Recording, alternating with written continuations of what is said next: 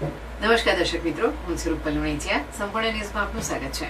વાવથરા જિલ્લાના Suigam police station વિસ્તારમાં બનેલા અપહરણ કેસનો ગણતરીના કલાકોમાં જ ભેદ ઉકેલાયો છે. પોલીસે અપહરણ કરેલા હિતેશ નામના યુવકને સુરક્ષિત રીતે છોડાવી આ 4 આરોપીઓ તેમની ગાડી અને મોબાઈલ સાથે ઝડપી પાડ્યા છે.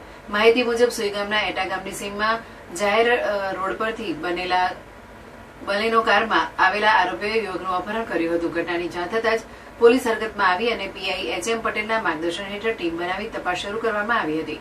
સીસીટીવી ફૂટેજ અને ટેકનિકલ સર્વેલન્સના આધારે આરોપીઓની હિલચાલ ટ્રેક કરવામાં આવી હતી. આરોપીઓએ પોલીસને ચકમો આપવા માટે પરપ્રાંતીય મજૂર પાસેથી સિમ કાર્ડ લઈને સ્થળ બદલ્યા હતા. છતાં પોલીસે કચ્છના ભુજ વિસ્તારમાંથી મધ્યરાત્રિએ ઓપરેશનમાં 4 આરોપીઓને ઝડપી પાડ્યા હતા.